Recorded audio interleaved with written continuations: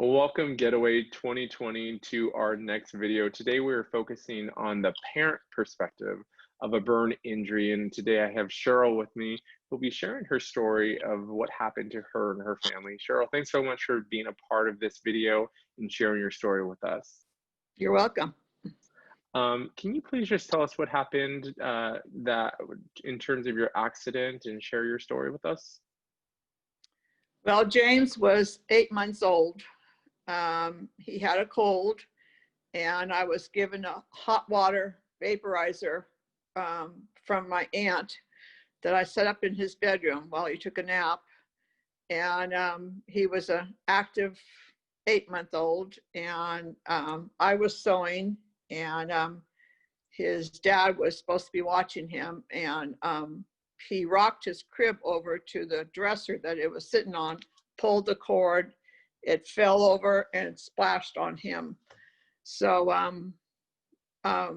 we rushed him to the hospital, and then he was in the hospital, and it was just, it turned our world upside down. In those days, the hospitals didn't allow you to stay. So it was like every time I went to visit him, it was a high drama for him and for me. Doctors, and there was one nurse that I encountered that was sympathetic, but it was pretty much of a cold, sterile feeling the whole time. I wasn't allowed to be with him more than a couple hours. And he was at that age where he would be able to stand up in his crib and he would scream when I left. It comes all back. Anyhow, it was a hard time. It was a really hard time for the family. I had another, his brother was 3 years older, and he was, had to be shuffled back and forth to my parents' house when I went spent time with Jim. So, it was just, it was a hard time for everybody. There weren't any support groups back then. There weren't any, even the doctors, the plastic surgeons who you would think would have some kind of a support system. It was a pretty cold, sterile experience there too. Sorry, Kim, could you get that? So anyhow, it was a difficult time. But Can you share with us some of your emotions that you were feeling? What was going through your mind? Well, the first thing that everybody feels, and I think I was no different, it was just guilt, that I wasn't more knowledgeable about the use of this vaporizer, had no idea that this would cause this much harm to anybody. There wasn't this consumer awareness of things like that then, and there weren't even, I don't think there were any cold water vaporizers on the market even. But this was an older one given to me by my aunt, and she had no idea and I had no idea. And if it had been my older child, Gary, who was very, sedentary and not very active, it probably would never have happened. But Jim was just a real active kid, and he just was on the go all the time. So,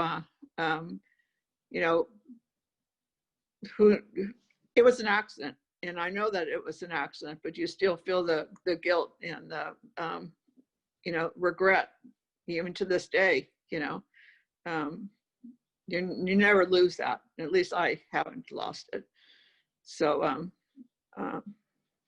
all the stuff that he has had to go through, it just breaks my heart. So.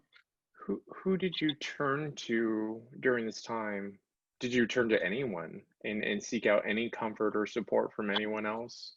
No, not really. Um, I was very young.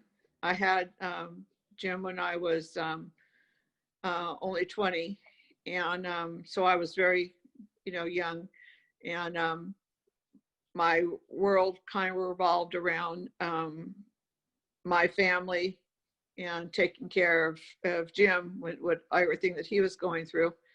And um, I was never even suggested to go speak to a counselor or have anybody, it just never came up. I was just, expected to survive. And, the other side of this, Jim was always just such a happy go lucky baby.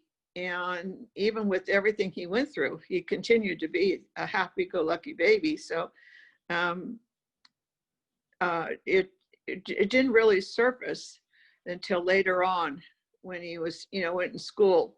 And even then, when I started going to counselors and trying to deal with different things, there wasn't a lot of good advice on how to deal with it. And not the support system wasn't there back then. I mean, I see all the wonderful stuff that Jim does now with people. None of that was available at that time. So we just kind of survived. We went on with our lives and survived. And a lot of it was just brushed away, and not dealt with. And Jim is, that Jim suffered from that, I'm sure. Can you tell me about an experience in which he faced something and that you didn't know how to fix it related to his burns?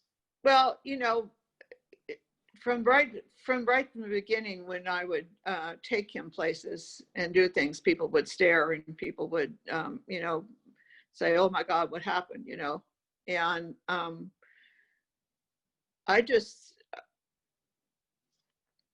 decided to just deal with it. I made that my own decision to just, answer things correctly and smile and just move on, and defuse the situation.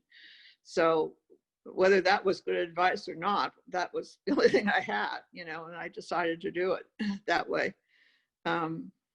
We were very close to family members, and we spent a lot of time with family members, and everyone gave Jim a lot of love. So he was surrounded by people that loved him all the time. So, I think that was a big help. Strangers would stare and that kind of thing. And we just dealt with it. I mean, at least I just, chose to deal with it in a way that just I would smile and defuse the situation, So that's the only way I knew how to deal with it. Can you tell me a little about your other children? Because you had other children at this time. How did you manage to balance taking care of this young child who needed maybe some additional support and love and attention, but then also having all these other kids, and you were married too at this time? Well, I was married to an alcoholic, so we were dealing with that as a family also. I was dealing with counseling with that, and finally got a divorce. But he saw the kids, so the counseling really involved around their dealing with their alcoholic father and the back and forth of the divorce, more than dealing with, James's burn injury. That didn't really come up in the counseling because we were so immersed in all of that. But Gary and my oldest son and James were very close. They were only a couple of years apart in age, but they were also just very close. They spent a lot of time together. And no one looked at James. I go back and forth from James and Jim because I called him Jim back then, and now he wants to be called James. So, but anyhow, it was a happy situation. you know, they got along real well. And there was never any issues about any problems. They have a sister that was a couple years younger than James, and they all three were like the Three Musketeers. You know, they just were happy-go-lucky kids back then. And it was really more of the alcoholism and the divorce that was more of a problem in the situation than you know, than his injury. So his injury really didn't start surfacing as me being extremely worried about it until he was more of a teenager, and or in his like 5th and 6th grade, where his personality kind of switched from being a happy-go-lucky kid to kind of dark and isolating and you know, being unhappy. And some of that, the counselors just were kind of referred to that as him becoming a teenager, what teenagers go through. I always felt it was more deeper than that. I thought it had to do with his injury and the scars, and you know, and also all through this time, he was having his different surgeries. So you know, I relied on my parents a lot to watch my other children, and you know, they were close by, so it wasn't a problem. It was just something that we just took on and dealt with. You know, this is just the way it was. There wasn't, I don't remember it being extremely difficult for anybody but James. That's the person that was having the hard time. The rest of us were dealing with it and just trying to support him as much as we could. So, I mean, that as for my emotions and feelings, there's just always that sadness and that guilt that you never lose, you know, that he had experienced this, that, you know, you wish that it never happened. Yeah, we deal with lots of families through the foundation and through support groups who mention similar sentiments and who talk about the guilt and the frustration, and a lot of times the word hopelessness, really, of just of being like lost in terms of like, I don't even know what to do. I don't know what to say to make this better, because there is no real clear answer, right? Everyone's so different, and how they're going to respond to it's different.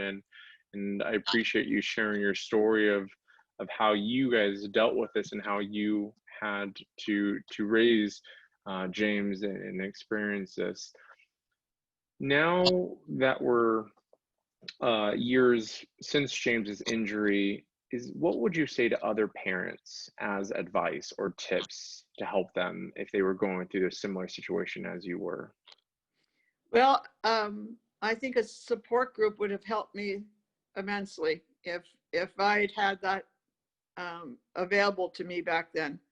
I would have benefited a lot from that. So I would encourage any parents to do that. Other than that, I can't really think of anything. You know, we were fortunate that we had family that supported us and that were close by. And I think it'd be really difficult for other families that were trying to do this on their own to seek out as much and use all the programs that, you know, your foundation and other foundations have available. Just, you know, try and use everything that's available to you is the only recommendation that I could, you know, offer. I think it's so wonderful what is happening right now in the burn community, and I'm watching my son James, you know, just facilitate all these and the wonderful things that he's doing. It just makes me so proud of him. Absolutely. And you are a part of that, and you're a part of his journey and the impact and your experience. So thank you for sharing your story today. Thank you for taking the time and being able to speak with us from a parent's perspective, how this impacted you personally and how it impacted your family. We want to thank you so much, and I want to thank everyone for watching this video today. For more information on the Lisanne Rushburn Foundation or our programs, please go to our website at www.aarbf.org. Thanks so much. Thanks so much, Cheryl, for sharing your story. Welcome, Daniel. Thank you.